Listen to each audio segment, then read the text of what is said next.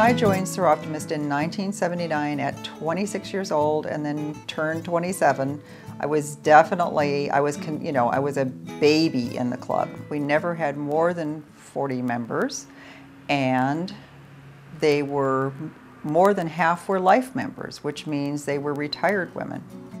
The changes really needed to happen. I remember when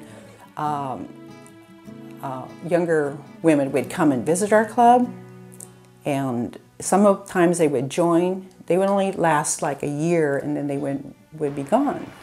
And so in talking with them, I found that they just felt that, you know, the club wasn't in sync with where they were as women. The changes really needed to happen.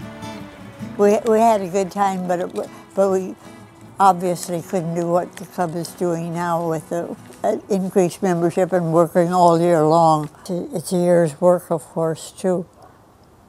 I mean, they're working now on Home and Garden and that kind of thing. The Home and Garden show was started because there was a group of us that got together and said, well, what can we do that we can bring in more money and do something different? And at that time we had members that had a florist shop. So they said, well, why not a Home and Garden show? And so we talked about it a little bit, but no one really kind of knew how to get that started. And at that time I was working on my master's in communications at Chico State. And for my project, I decided, well, what I'll do is I'll design a Home and Garden show for a service club and then present it to the club as an idea for our fundraiser. That's how it began.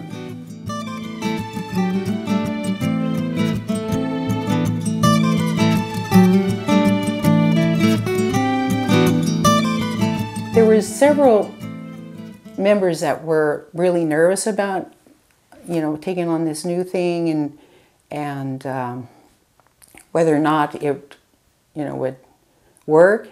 So it was really on a trial basis that we started it. Everything has to change to be able to grow.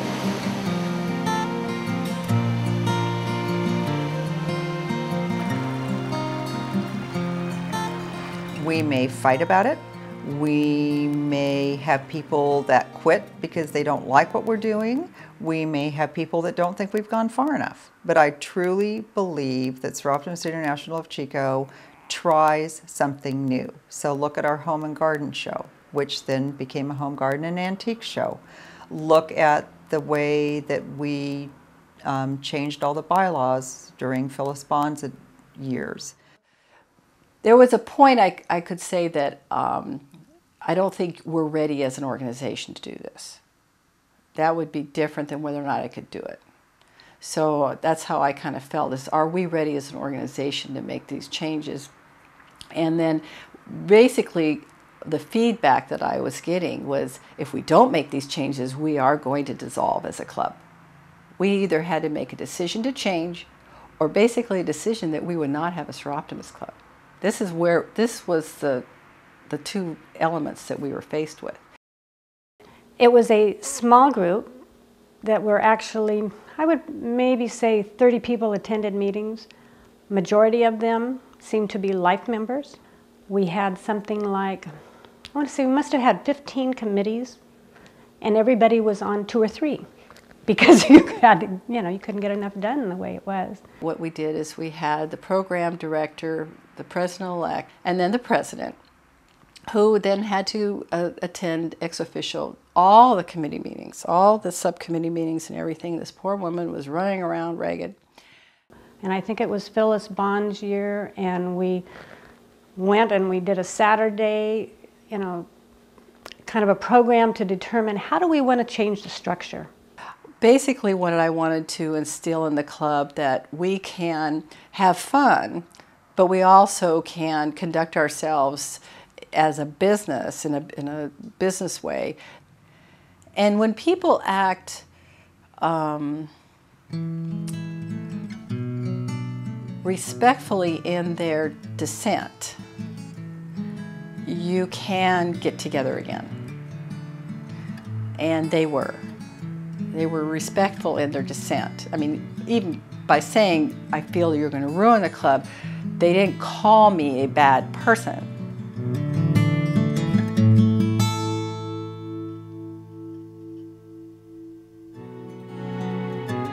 I think it's natural to change. Our bodies change. You know, the weather changes. There's this working going on. You have your structure, but you want to be able to move. And that, in my presidency, I wanted to empower people to be thinking new thoughts, be willing to think unusual. It was 1984, and at that time I had just got my first Mac.